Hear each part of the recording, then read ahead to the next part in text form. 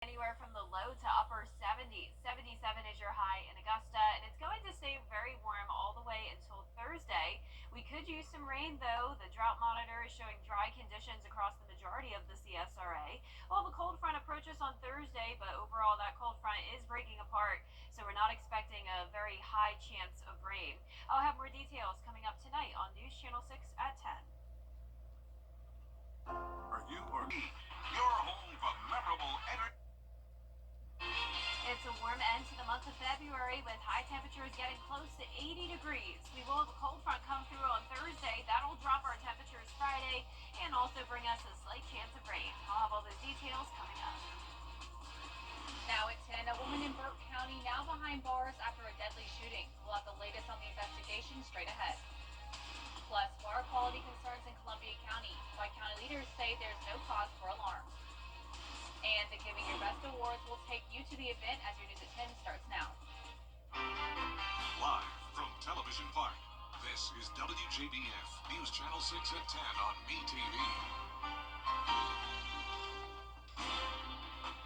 Good evening, I'm Isabella Moody. Thank you for joining us. Coverage you can count on begins with a Burke County woman behind bars tonight facing charges of involuntary manslaughter after shooting on Sunday. The sheriff's office holding a press conference today to release more details on what led up to the deadly shooting. Deputies arrived at the 800 block of 4 Points Road on Sunday where a shooting happened around 5:45 a.m. Investigators found Telvin Osborne with a single gunshot wound to the chest. He was pronounced dead at the hospital. Telvin Osborne, a father, a son, worker with SRS, and it's just very tragic that he has lost his life in this manner. Investigators say the suspect is 25-year-old Hannah Cobb, who has children with Osborne. Investigators say an altercation between the two took place before the shooting occurred. Cobb was arrested Tuesday and is charged with felony involuntary manslaughter. Sheriff Williams says that alcohol was involved and they are not listing this as accidental. It's crucial to note that the investigation has not been classified as accidental, and the investigation remains ongoing. Within 48 hours, the sheriff's office was able to secure warrants and make an arrest in the case. Alfonso Williams also clearing up misinformation about the shooting. Important for us to clarify that at no point during the investigation was there any information about a person cleaning a weapon. The Sheriff's Office Criminal Investigation Division is still working to gather all facts and evidence. Sheriff Williams says there is a possibility that Cobb could face more charges as the investigation continues. We have currently some search warrants active where we are awaiting phone records and other information that may be germane to this case. Cobb remains behind bars at the Burke County Detention Center. The Grovetown Police Department needs your help to find a home invasion suspect. They're looking for Lataya Barfield. She could be in the Augusta or Atlanta areas. If you know where Barfield is, if you can remain anonymous when you call the police. An Augusta woman has been arrested for allegedly stomping on a child's head. Police say it happened at a home on East Boundary. Nakiria Donnak is charged with first-degree child cruelty. According to the arrest warrant, she also slapped and kicked the 13-year-old child. And after 4 months in the Augusta, commissioner is back attending meetings. Back in October, Brandon Garrett stepped away from his commission duties for what he said were spiritual and mental health concerns. Garrett rejoined the board at today's meeting, telling city leaders he sought counseling during his away time. As a family, we spent the last 4 months in a remote, faith-based residential counseling center in the wilderness of upstate New York. There, I learned how my sins not only affect every aspect of my relationships with my family and the world around us, but much more importantly with God. Garrett went on to ask commissioners for forgiveness and to move forward together. It's time now for a quick check of the forecast with Chief Meteorologist Jennifer Tracci. Jenna? Well, Isabella, it was a really warm day once again. again. Lots of sunshine, and now we're left with clear skies this evening as we take a look at our Terry Lambert Hyundai Skyview cam.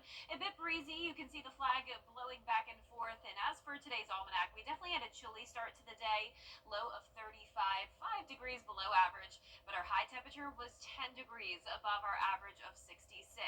Our temperature change map is showing our northwestern counties much warmer than yesterday. Some of our southern counties a little bit cooler than yesterday, though.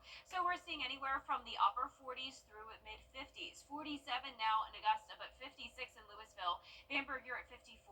Aiken right at the 50-degree mark. 58 in Gibson, and 57 in Lincolnton.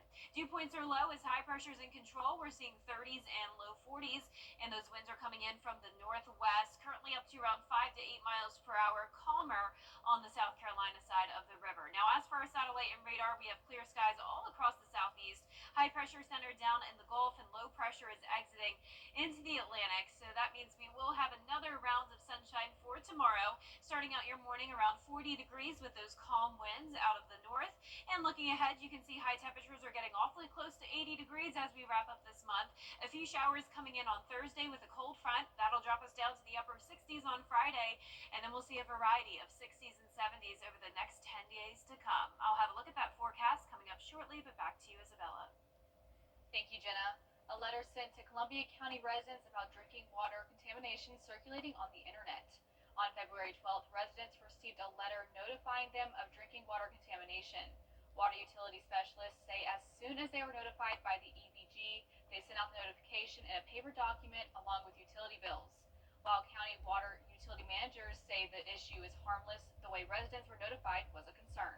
It was very concerning. I didn't see the letter myself because usually, like others, when we open the mail, we tend to, get rid of the excess mail that's in there. But it was very concerning that it was letting us know that there was a TTHM violation. Another round of paper notifications will be going out in the next billing cycle. A big decision today for Augusta commissioners. The full commission voted to opt out of the floating homestead exemption. Under the exemption, property values on homes can only increase at the rate of inflation, but could negatively impact other property owners. Is greatly my concern because a lot of my constituents are not homeowners. Some of them may live in a house, but they don't own the house. There's a lot of renters in District 1 and District 2, and we need to make sure we're protecting them too. Those city leaders opted out of the exemption. They say they'll look at options to do a local version of the homestead exemption for homeowners. The head of the Stacey Abrams founded New Georgia Project has resigned. Frances Johnson resigned yesterday during a private meeting with staffers of the Voting Rights Advocacy Group. This comes after the New Georgia Project was fined $300,000 after admitting it illegally supported Abrams' 2018 Georgia gubernatorial campaign. It was the largest fine ever levied against a group for violating campaign laws in the Peach State. The annual Giving Your Best Award banquet was held tonight at First Baptist Church. The banquet honors all 12 honorees of the past year's Giving Your Best Award. One recipient tells us about how this award helped spread his word about his work. For me, it's a labor of love. People worry about me burning out, but it's something I honestly look forward to. And so getting that recognition just sort of helped us. Actually, it got us a lot more attention. A lot more people found out about Compass for Hope, and that's a huge blessing because we love to get more and more people in the community involved with what we do. To nominate someone for a Giving Your Best Award, go to WJBF.com. Coming up, updates on the current James Brown Arena demolition. We'll have those details after this forecast. Sunny and warm days this week with a few showers on Thursday, then a fantastic weekend with more unsettled weather next week. Slight rain chances return. I'll have their full Viper 6 forecast right after this break. First time when I see him, a lot of stuff came into my mind because I wasn't prepared at all. I know the first 3 months of his life were really important, and I wanted to be there all the time for him. First time he was like, "Daddy, Daddy." That was one of his first words.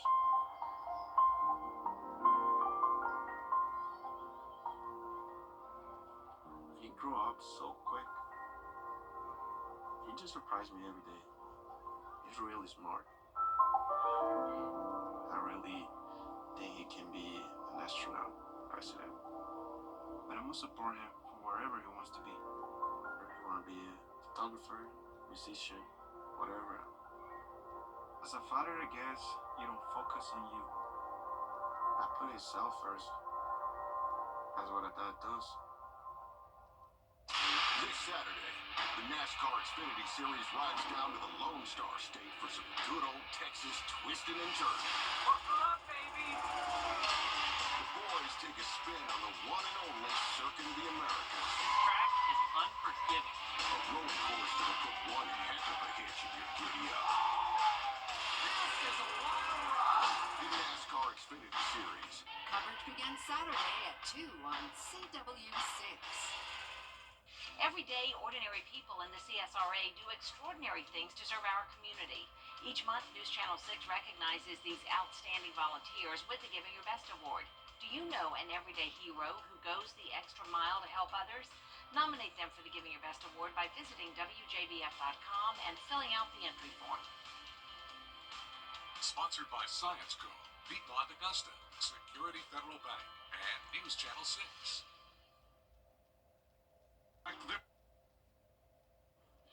Now, your most accurate forecast with WJBF Live Viper 6.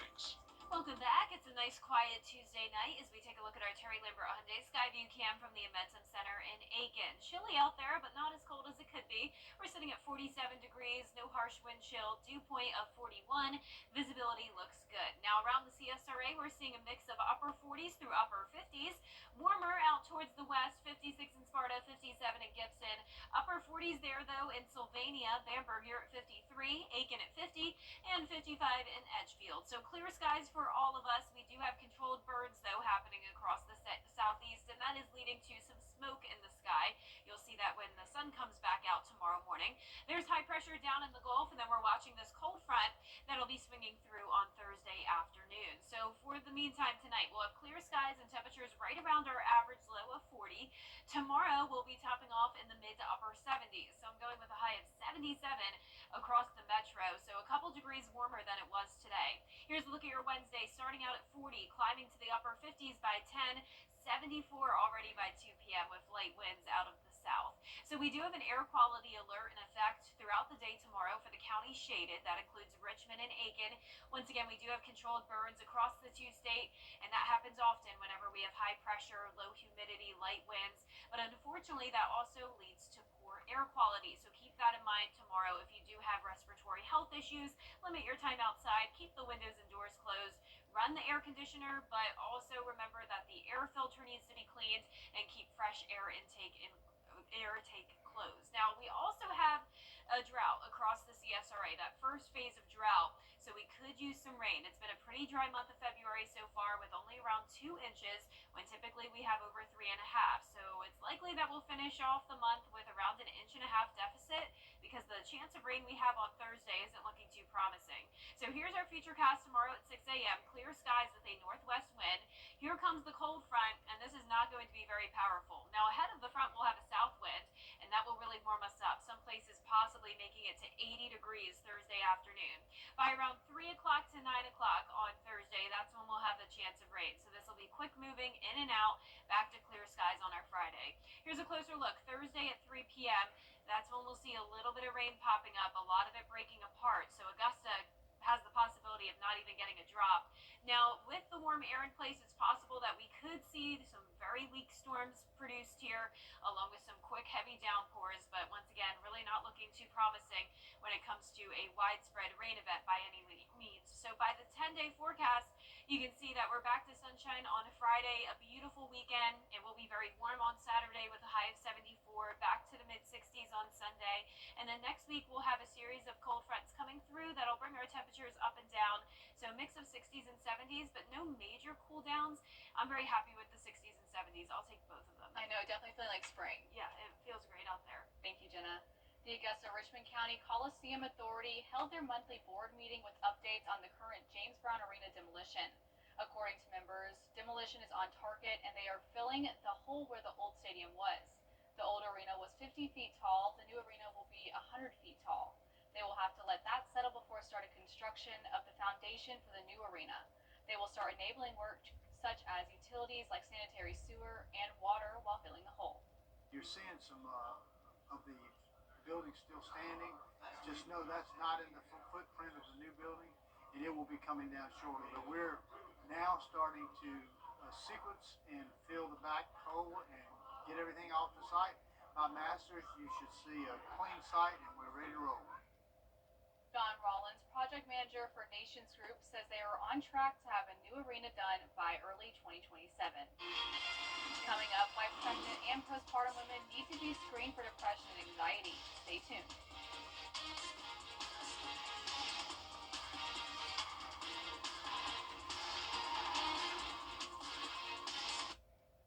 The death of a loved one can for all Americans.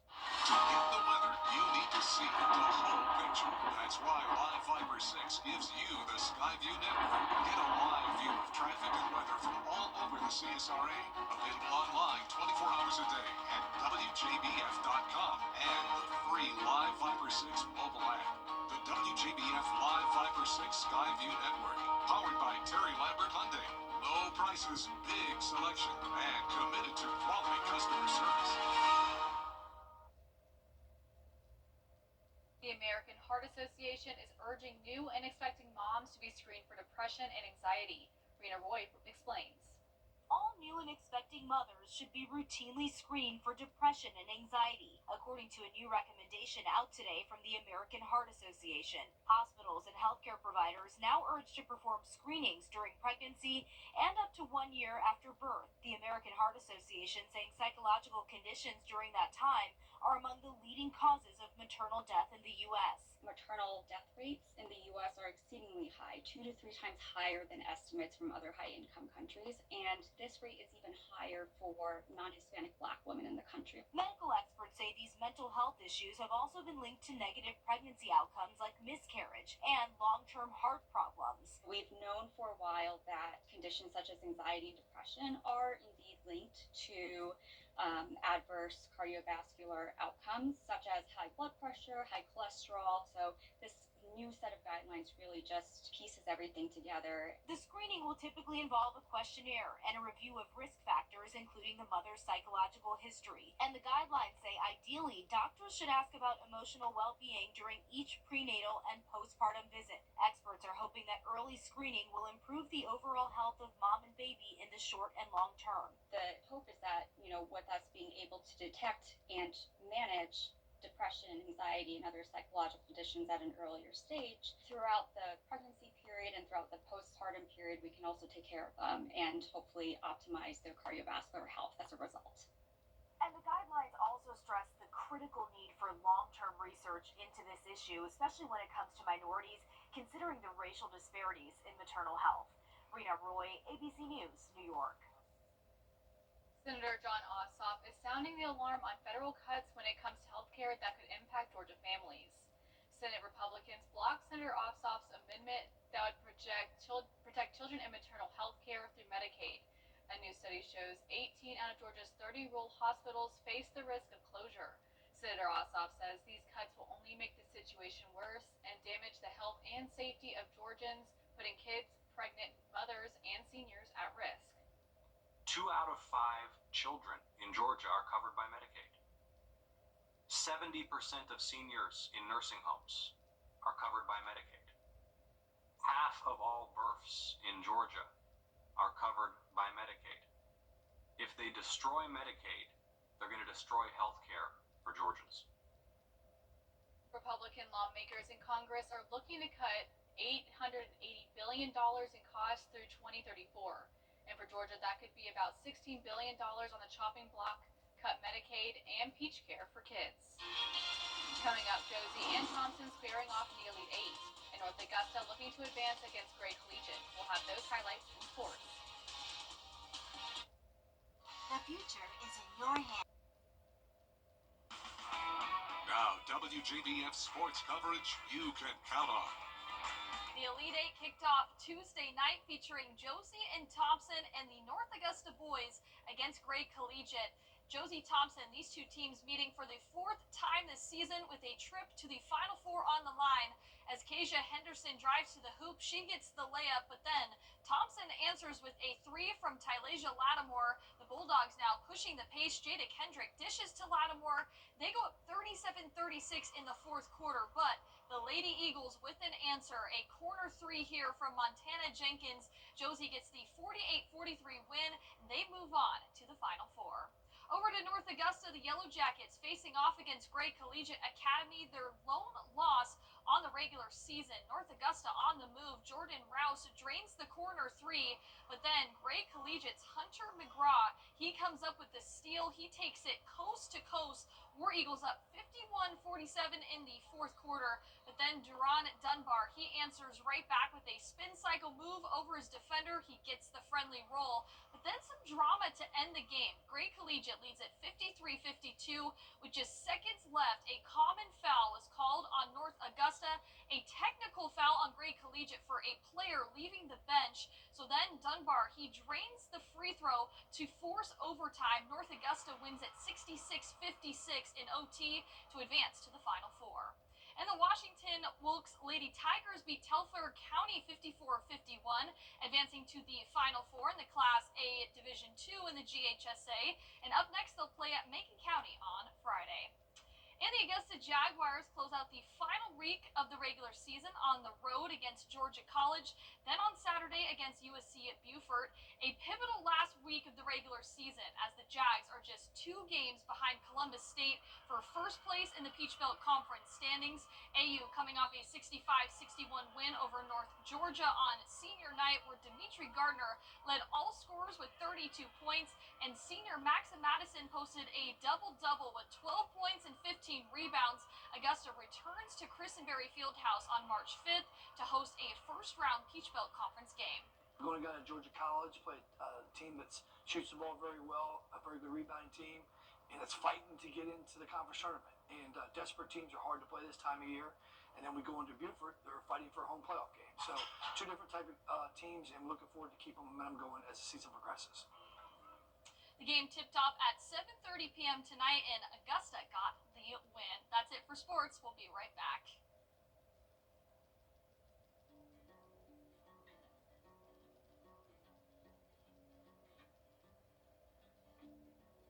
When we have the food we need, we are at our best. We push further. We rise higher. We unlock our full potential. When we are at our best, we have more to offer the world around us.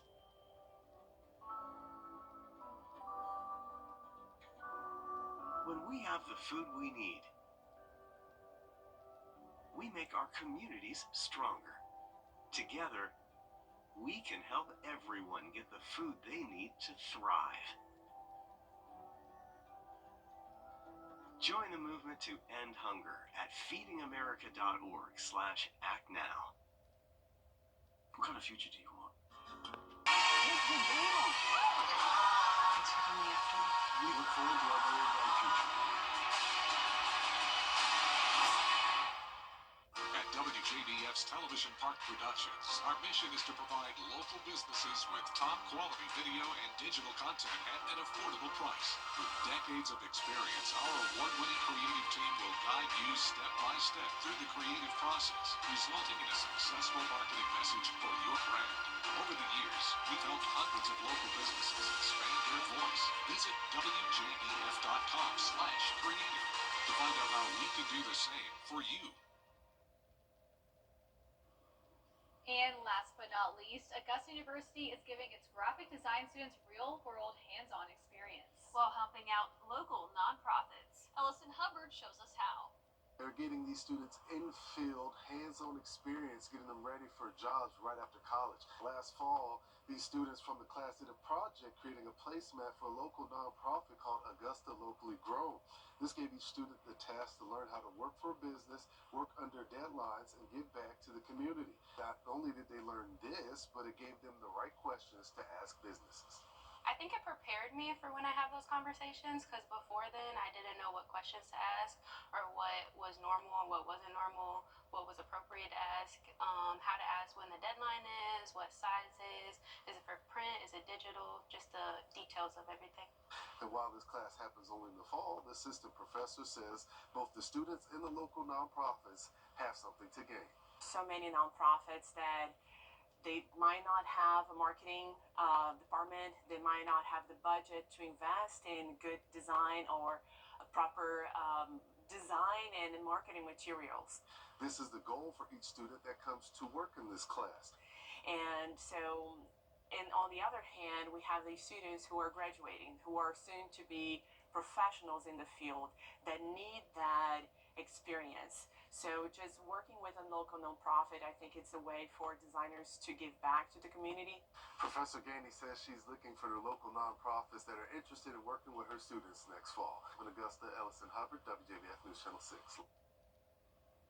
That's awesome. They get that real hands-on experience. Yeah, awesome story and some awesome weather for us this week. I'm loving all the sunshine and the warm temperatures, and we're going to continue to see that this week. Our highs are going to be in the upper 70s Wednesday and Thursday. We're going to have a cold front come through. That'll bring us a few showers, maybe a weak storm here and there, but not a significant rain chance this week. We're back to sunshine and a slight cool down on Friday, 69, then back to 74 on Saturday, then another cool down to 65 on Sunday, but overall mild to warm temperatures over the next 10 days. And then notice by the middle of next week, we'll see some slight rain chances again, and we'll continue to bounce back and forth from the 60s to the 70s. The news continues at the top of the hour on News Channel 6 at 11. And Hogan's Heroes is next here on BTV. Have a great night.